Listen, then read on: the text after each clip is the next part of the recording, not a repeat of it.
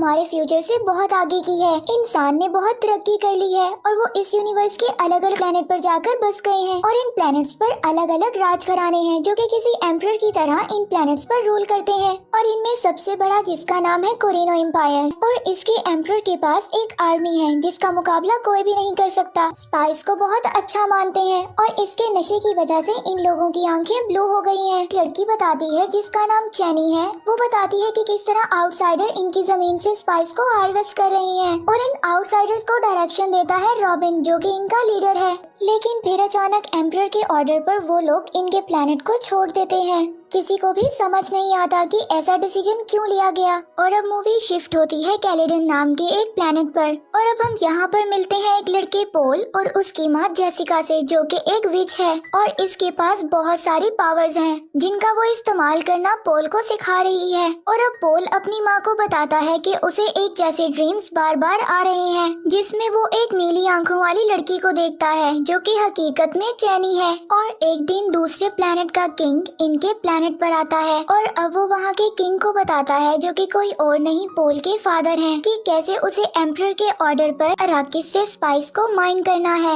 Emperor के order को accept कर लेता है। इसके बाद पोल अपने फादर के एक वॉरियर से मिलता है और अब पोल उसको बताता है कि उसने अपने ड्रीम में उसको मरते हुए देखा है और उसे सेफ्टी के लिए कहता है, लेकिन वो उसकी बात को काफी लाइटली लेता है। और अब पोल अपने फादर से मिलता है, अपने फादर से कहता है कि वो फ्रीमैन से दोस्ती करना चाहता है। फ्रीमैन वहाँ पर रहने वाले लोग हैं और चैनी भी यहीं से बिलोंग करती है। इसके बाद पोल वॉर एडवाइजर से लड़ने की ट्रेनिंग लेता है और यहाँ पर हम देखते हैं कि एक दूसरे को चोट न लगे इसीलिए वो एक एनर्जी शील्ड का इस्तेमाल करते हैं। और अब रॉबिन बहुत ज्यादा परेशान है क्योंकि अराकिस किसी और किंग को मिल गया है यानी कि पोल के फादर को। और अब रॉबिन का लीडर उसको समझाता है कि ये सब उनके फायदे के लिए हो रहा है। और अब पोल से यहाँ पर एक औरत मिलने आती है जिसको पोल के ड्रीम्स के बारे में सब कुछ पता चल गया था। अब हमें यहाँ पर इस औरत के आने का मकसद पता चलता है। वो पोल का टेस्ट लेने आई थी और उसको लगता था कि पोल ही वो मसीहा है जिसके बारे में पूरा यूनिवर्स बात कर रहा है।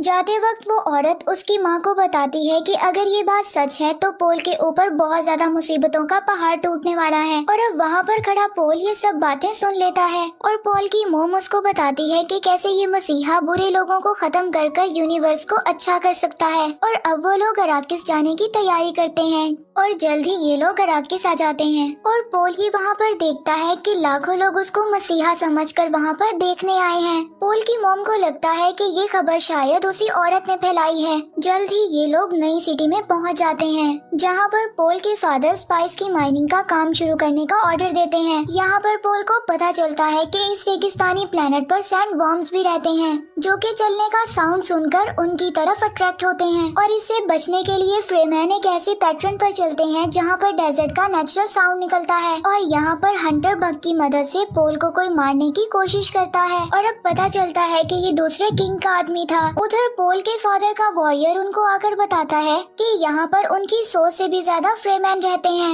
और कहता है कि इन्हीं में से इनके एक लीडर को वो अपने साथ लाया है। और अब पोल के फादर उससे दोस्ती करने की कोशिश करते हैं और उनसे कहते हैं कि अब तुम्हें कोई भी नुकसान नहीं पहुंचाएगा। और वो लीडर उनसे कहता है कि वो जल्दी अपना काम खत्म करें और यहाँ से चले जाएं। इसके बाद पोल के फादर माइनिंग की तैयारी देखने के लिए जाते हैं, लेकिन उसको पता चलता है कि जो लोग पहले माइनिंग कर रहे थे वो मशीनों को बहुत ही बुरी हालत में छोड़कर गए हैं। और फिर वो फौरन ही एक लड़की को बुलाते हैं जो कि खुद भी एक फ्रीमैन है। अब वो इन सबको एक सूट देती है और बताती है कि इस सूट में एक फिल्ट्रेशन सिस्टम है जो हमारे जिस्म के गंदे पानी को भी पीने की काबिल बना देता है ताकि रेगिस्तान में लोग मुसीबत पड़ने पर अपनी जान बचा सकें। और यहाँ रेगिस्तान में पीने के पानी की बहुत तंगी है और यहाँ के लोग पानी की एक बूंद को भी जाया नहीं करते। अब ये लोग प्लेन की मदद से उस फील्ड में जाते हैं जहाँ पर एक मशीन स्पाइस की माइनिंग कर रही है। और जब ये लोग निगरानी कर रहे थे तो अचानक इनकी नजर एक वर्म पर पड़ती है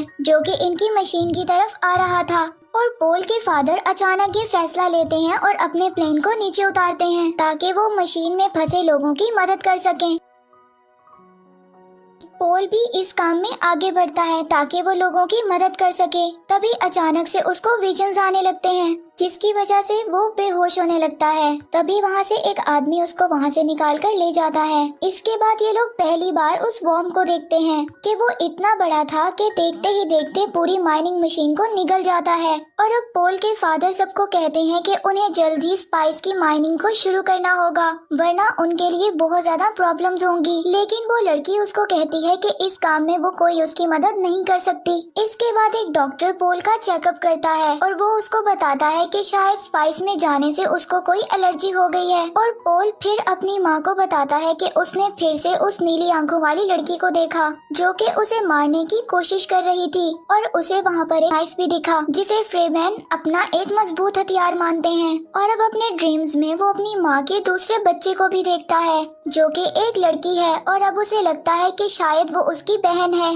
और अब नेक्स्ट सीन में बैरन अपनी आर्मी को लेकर अराकिस पर हमला करने के लिए आगे बढ़ता है। इधर वो डॉक्टर पोल और उसके फादर को कुछ दवाइयाँ देता है ताकि उनको अच्छे से नींद आ सके। और जब पोल के फादर की आंख खुलती है तो वो देखता है कि एक मेड उसके पास इंजर्ड है। इससे पहले वो कोई एक्शन लेता उसकी शील्ड को तोड़कर एक निडल उसको आकर लग जाती है, और यहाँ उसको समझ में आता है कि ये सारा काम उस डॉक्टर का है और ये बैरन के साथ हो गया है। और अब वो डॉक्टर पोल के फादर की रिंग उतार लेता है और उसको पोल तक पहुँचाने का वादा करता है। और अब उसको वो एक नकली दांत लगाते हुए कहता है कि इस दांत में जहर भरा हुआ है। वो जब भी बैरन से मिले तो इस दांत को पीसकर इसकी हवा से वो बैरन को मार सकता है। इधर पोल के आदमियों को बैरन के हमले का पता चल जाता है और वो पूरी ताकत से इनसे लड़ने के लिए आगे बढ़ते हैं, लेकिन वो आर्मी के आगे कमजोर पड़ जाते हैं। पोल को बचाने के लिए उसका सिपाही आगे बढ़ता है, लेकिन वो देखता है पोल अपनी जगह पर नहीं है और पोल और उसकी मदर जेसिका को बैरन के आदमियों ने पकड़ रखा है और वो उनको वॉर्म के एरिया में फेंकने जा रहे हैं। यहाँ पर पोल की माँ अपने विच पावर को यूज करते हुए उन सबको अपने कंट्रोल में कर लेती है। वो सभी आपस में लड़ने लगते हैं। इसके बाद पोल और उसकी माँ नीचे आ जाते हैं और देखते हैं कि बैरन के आदमियों ने पूरी सिटी को तबाह कर दिया है और अब वो पनाह लेने के लिए एक जगह पर रुकते हैं। इधर डॉक्टर बैरन से अपनी वाइफ को छोड़ने के लिए कहता है, लेकिन बैरन डॉक्टर को भी मार देता है। अब बैरन पोल के फादर के पास जाता है। पोल के फादर उसी दांत की मदद से अपने मुंह से एक जहरीली गैस निकालते हैं, जिसकी वजह से बैरन और उसके आदमी मर जाते हैं। अब कुछ लोग वहाँ पर गैस को साफ करने के लिए आते हैं और वो देखते हैं कि बैरन ऊपर दीवार से चिपका हुआ है और वो अभी भी जिंदा है। और अब इधर रेगिस्तान में पोल को डॉक्टर के बैग से अपने फादर की रिंग मिलती है और वो ये समझ आता है कि उसके फादर अब इस दुनिया में नहीं रहे। तभी उसको एक और विजन आता है और वो देखता है कि वो उस लड़की के साथ मिलकर एम्परर की आर्मी से मुकाबला कर रहा है। इस विजन से वो ये समझता है कि शायद ये फ्यूचर में आने वाले वॉर की कोई निशानी है। अब वो उस जगह से बाहर निकलते हैं जहाँ पर उन्होंने रात को पनाह ली थी और उनका वही सिपाही उनको ढूंढता हुआ वहाँ पर आ जाता है। वो उनको बताता है कि डॉक्टर के बैग में एक ट्रैकिंग डिवाइस था जिसकी मदद से मैंने तुम लोगों को ढूंढ लिया, और बताता है कि वो लड़की भी अब मदद करने के लिए तैयार हो गई है। इसके बाद वो उस लड़की के लैब आते हैं जो कि उन्हें बताती है कि ये एक टेस्टिंग लैब है। यहाँ पर पोल उसको कहता है कि वो अपने फादर की बात को मानेगा और फ्रीमैन के साथ दोस्ती कर कर उन्हें अपने साथ मिलाएगा, जिससे कि वो साथ मिलकर एम्परर के खिलाफ लड़ सकें। और यहाँ पर एम्परर की आर्मी ने उन लोगों को ढूंढ लिया था।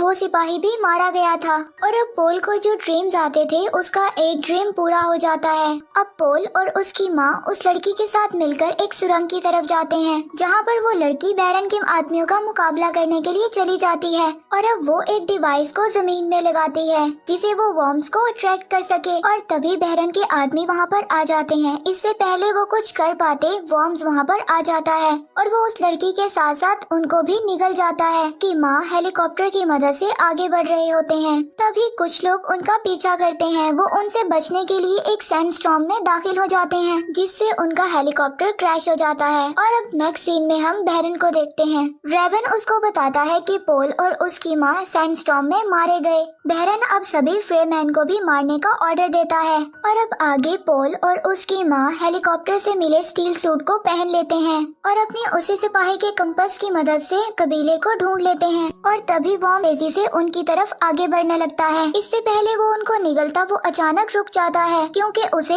उसी डिवाइस का साउंड सुनाई दे रहा था। उस डिवाइस से वाइब्रेशन के साथ साथ साउंड भी निकलता है जिसे देखकर वॉर्म्स वहाँ से चला जाता है। और अब आगे कुछ फ्रेमेंस उनको घेर लेते हैं और अब उनको पता चलता है कि ये उसी लीडर का कबीला है जो उसके फादर के पास उनसे मिलने आया था। वो लोग देखते हैं कि वॉर्म ने इन्हें कुछ नहीं कहा, इसलिए वो समझते हैं कि पोल एक मसीहा है। यहाँ पर पहली बार पोल चैनी से मिलता है और उसको अपने ड्रीम्स के बारे में कुछ भी नहीं बताता और अब वो लीडर उन्हें अपने साथ ले जाने के लिए तैयार हो जाता है। लेकिन उनके एक साथी को उन पर भरोसा नहीं होता। वो कहता है कि ये उसकी डिवाइस थी कि ये लोग वॉर्म से बच गए और अगर पोल इतना काबिल है तो उसे मेरे साथ फाइट करनी होगी। पोल उसके साथ लड़ाई करने के लिए एग्री हो जाता है। तभी वहाँ पर उसको एक विजन आता है। उसको एक आवाज सुनाई देती है और वो आवाज उसको कहती है कि तुम्हें अपने अंदर के मसीहा को जगाने के लिए अपने आप को मारना होगा, यानी कि खुद को मारना होगा।